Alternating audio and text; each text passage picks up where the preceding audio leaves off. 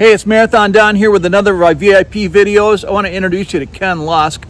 Ken has been our Coursemeister, we call him, since 2004. You helped me set up the calibration course so we could measure the first marathon.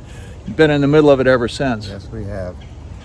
It's you've had a lot of adventures out there. Ken sets up the course every year. He's got a couple guys that help him out once in a while, but a lot of it he does on his own. Goes out and paints the mile markers.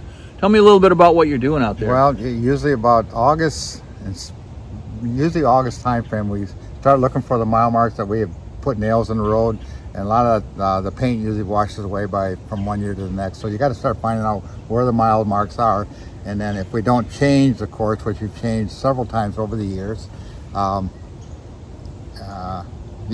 anyway, so in August, so you start finding out where all the mile marks are, repaint them. We put this little leaf down on the middle of the road by the mile mark with the guy in it and our little runner. And so anyway, so when the people are out training, they can see the mile marks. So they train on our course most of the time, which is great.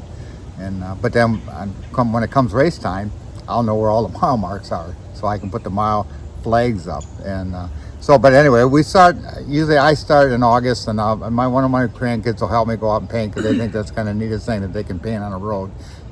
So we do that, and then on race day we start working the whole race weekend. We start maybe 8 o'clock in the morning, and I work until about dark almost, because we're chalking every mile. We're also chalking every corner. We want to make sure no runner ever gets turned around or gets lost, which happens every year anyway, no matter what we do.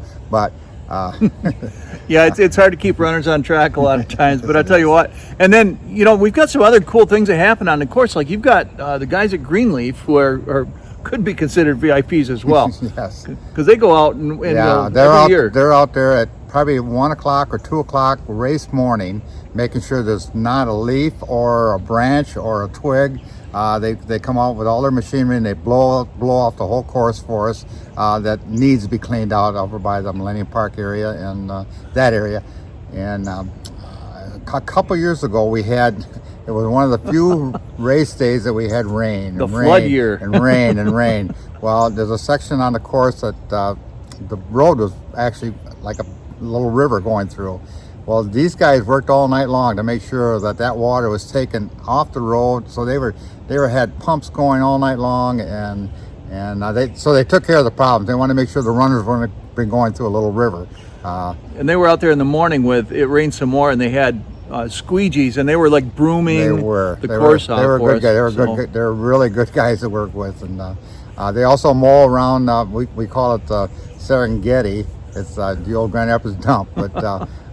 They go out and mow that. There's about a 1.5 mile strip, and it's just a paved road, but it's always overgrown because nobody maintains it at all. So they go out and mow that for us, so it's nice and cleaned up. We have a couple aid stations out there also, so they do that, and it's really they clean that up really good for us too. But that's like a week before the race. That same morning that we had all the rain, we have a lead biker who helps us with our early starters, and once the early starters once the regular race gets caught up with the early starters, he usually doubles back and starts coming back. Well, he jumps back on the trail to come back to Grand Rapids downtown, and he comes across a huge tree that wasn't there an hour ago, that had uprooted because of all the rain, and it was right across the racetrack. So I called the Greenleaf guys, and 2 minutes later, luckily it happened right by where they were working with this flood area. So they grabbed their chainsaws, went down, and within 5 minutes they had it all cleaned up. No runner will ever even knew that was there. It's amazing how much there is involved. When you've got 26 miles of road, having people out there just keeping an eye on what's going on. And like you said, Ken's been organizing this for so many years, as well as our smaller marathons with the groundhog and the. We've been out.